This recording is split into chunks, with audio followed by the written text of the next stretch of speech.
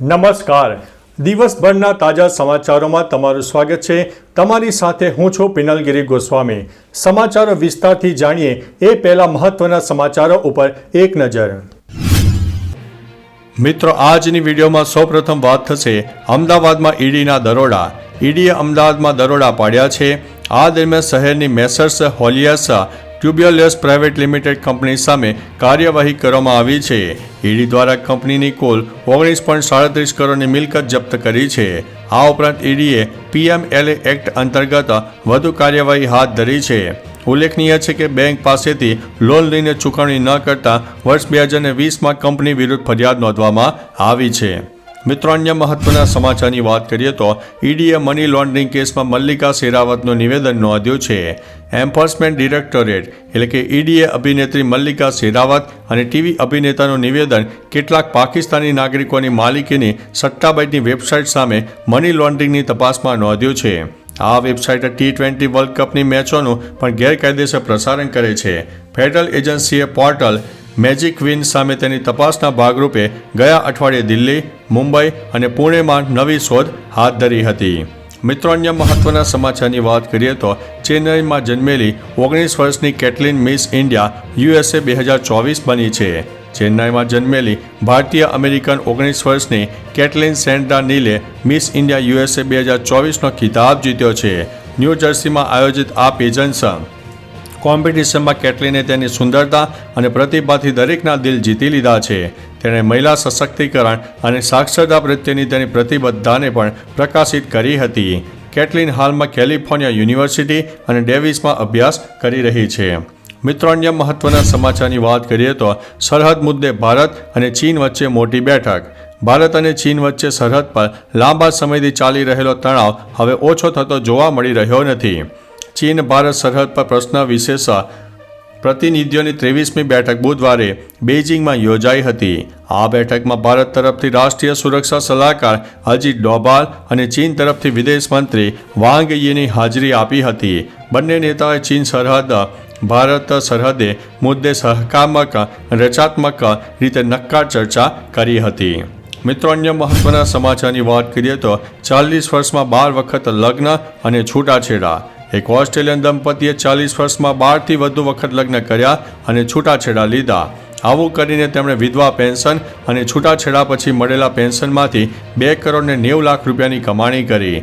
મહિલાના પહેલા પતિનું 1981માં અવસાન થયું. ત્યારબાદ તેને પેન્શન મળ્યું, જેથી દર 3 વર્ષે લગ્ન કરવાનું અને છૂટાછેડા લેવાનું શરૂ કર્યું. ઓસ્ટ્રેલિયામાં દરેક છૂટાછેડા પછી પેન્શનની જોગવાઈ છે. દંપતીએ આ છટકબારીનો લાભ લીધો છે. મિત્રો, અન્ય મહત્વના સમાચારની વાત કરીએ તો આ સરકારી યોજના ખેડૂતોને વૃદ્ધાવસ્થામાં આપે છે પેન્શન. ભારત સરકાર પાસે એક વિશેષ યોજના છે, પ્રધાનમંત્રી કિસાન માનધન યોજના. આ યોજના ખેડૂતોને વૃદ્ધાવસ્થામાં પેન્શન આપે છે. આ યોજના દેશના તમામ જમીનધારક નાના અને સીમાંત ખેડૂતો માટે છે. તે 18થી 40 વર્ષની વય જૂથ માટે સ્વૈચ્છિક અને સહયોગી પેન્શન યોજના છે. આ સ્કીમ 9 ઓગસ્ટ 2019થી લાગુ થશે. જો તમે પાત્ર ખેડૂતોની શ્રેણીમાં આવો છો તો તમે આ યોજનાનો લાભ લઈ શકો છો. મિત્રો, અન્ય મહત્વના સમાચારની વાત કરીએ તો સુનિતા વિલિયમ્સ વિશે ખરાબ સમાચાર. ઇન્ટરનેશનલ સ્પેસ સ્ટેશન પર ફસાયેલી ભારતીય મૂળની અવકાશયાત્રી સુનિતા વિલિયમ્સને પૃથ્વી પર પરત લાવવાને લઈને ખરાબ સમાચાર સામે આવ્યા છે.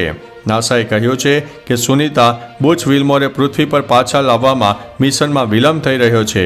તેમણે માર્ચ 2025ના અંત સુધીમાં ISSમાં રહેવું પડશે. બંને યાત્રીઓ જૂનમાં બોઈંગના સ્ટાર લાઇનરથી ISS પહોંચ્યા હતા. તેઓ 8 દિવસ બાદ પૃથ્વી પર પાછા ફરવાના હતા, પરંતુ સ્પેસક્રાફ્ટ તૂટી ગયું હતું. મિત્રો, અન્ય મહત્વના સમાચારની વાત કરીએ તો 6203ના બદલે 14,131 કરોડ વસૂલ્યા છતાં ગુનેગાર. નિર્મલા સીતારમણે જણાવ્યું છે કે ભાગેડુ બિઝનેસમેન વિજય માલ્યા પાસેથી 14,131 કરોડની વસૂલાત કરવામાં આવી છે. હવે વિજય માલ્યાએ એક પોસ્ટમાં લખ્યું છે કે ટ્રિબ્યુનલે કિંગફિશર એરલાઇન્સ લોનનું મૂલ્ય 6203 કરોડ આંક્યું હતું, જેમાં 1200 કરોડના વ્યાજનો પણ સમાવેશ થાય છે. નાણામંત્રીએ કહ્યું છે કે ઈડી દ્વારા 6203 કરોડના બદલે 14,131 કરોડની વસૂલાત કરવામાં આવી છે, તો હજુ પણ ગુનેગાર છું. મિત્રો, અન્ય મહત્વના સમાચારની વાત કરીએ તો મોટું એન્કાઉન્ટર, 5 આતંકીઓ ઠાર. જમ્મુ કાશ્મીરમાં વહેલી સવારે એક મોટું એન્કાઉન્ટર થયું છે. કુલગામમાં સુરક્ષા દળોએ એન્કાઉન્ટર દરમિયાન 5 આતંકીઓને ઠાર કર્યા હતા, જ્યારે 2 જવાન ગોળી વાગવાથી ઘાયલ થયા હતા. આ વિસ્તારમાં હજુ પણ કેટલાક આતંકવાદીઓ છુપાયા હોવાની માહિતી મળી છે. આવી સ્થિતિમાં સૈનિકો સર્ચ ઓપરેશન ચલાવી રહ્યા છે. બંને તરફથી ભારે ગોળીબાર થઈ રહ્યો છે. મિત્રો, અન્ય મહત્વના સમાચારની વાત કરીએ તો ખેડૂતો માટે અમારા દરવાજા ખુલ્લા છે તેવું સુપ્રીમ કોર્ટે જણાવ્યું છે. પંજાબ હરિયાણાની સંભુ બોર્ડર ખોલવા સંબંધિત અરજી પર સુપ્રીમ કોર્ટમાં સુનાવણી થઈ. કોર્ટે કહ્યું કે ખેડૂતો માટે અમારા દરવાજા હંમેશા ખુલ્લા છે. તેઓ તેમના સૂચનો અથવા માંગણીઓ સાથે સીધા અમારી પાસે આવી શકે છે. કોર્ટે આમરણતાળ ઉપવાસ કરી રહેલા ખેડૂત નેતા જગદીશસિંહ દલ્લેવાલના સ્વાસ્થ્ય અંગે પણ ચિંતા વ્યક્ત કરી હતી. ખેડૂત સંગઠનો તમામ પાક પર MSP ગેરંટી સહિત 13 માંગણીઓ સાથે વિરોધ કરી રહ્યા હતા. મિત્રો, અન્ય મહત્વના સમાચારની વાત કરીએ તો અમદાવાદમાં ગંદકી ફેલાવનારાઓને મોટો દંડ. મ્યુનિસિપાલિટીના સોલિડ વેસ્ટ વિભાગ દ્વારા ઉત્તર અને દક્ષિણ ઝોનમાં પ્રતિબંધિત પ્લાસ્ટિક અને પેપર કપનો ઉપયોગ કરનારા અને ગંદકી ફેલાવનારા એકમો સામે કાર્યવાહી કરવામાં આવી છે. જેમાં ઉત્તર ઝોનમાં પ્રતિબંધિત પ્લાસ્ટિકનો ઉપયોગ કરનારા, પેપર કપ વાપરતા તેમજ ગંદકી કરનારા કુલ 305 એકમોને નોટિસ આપીને કુલ 92,500 રૂપિયાનો દંડ વસૂલ કરવામાં આવ્યો છે. મિત્રો, અન્ય મહત્વના સમાચારની વાત કરીએ તો ગુજરાત ઠૂંઠવાયું.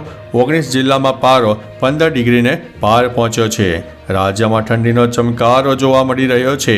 તાપમાનનો પારો સતત ઘટી રહ્યો છે. રાજ્યના 19 જિલ્લાઓમાં તાપમાન 15 ડિગ્રી કરતાં નીચે નોંધાયું છે. નલિયામાં 7.5 ડિગ્રી તાપમાન નોંધાયું છે.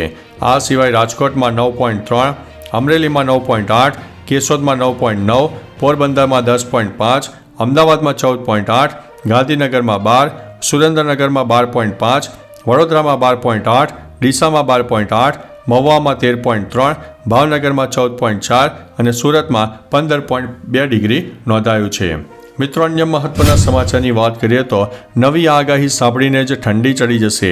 શિયાળો બરાબરનો જામ્યો છે. રાજ્યના અનેક વિસ્તારમાં તાપમાન નવા રેકોર્ડ બનાવી રહ્યું છે. ત્યારે હવામાન વિભાગે આગામી 48 કલાક ઠંડીનું જોર વધવાની આગાહી કરી છે. ખાસ કરીને સૌરાષ્ટ્રમાં તેની અસર દેખાશે. તેમાં રાજકોટ અને પોરબંદરમાં કોલ્ડ વેવનું યલો એલર્ટ આપવામાં આવ્યું છે. ઉપરાંત સમગ્ર રાજ્યમાં લઘુત્તમ તાપમાનમાં પણ 1 થી 2 ડિગ્રીનો ઘટાડો થવાની શક્યતા છે. ટૂંકમાં ઠંડી ભૂકા બોલાવશે. તૈયાર રહેજો ઠંડી માટે. તો ચાલો મિત્રો, ફરીથી દેશ અને દુનિયાના સુપરફાસ્ટ સમાચાર લઈને મળતા રહીશો. ત્યાં સુધી અમને રજા આપશો. નમસ્તે.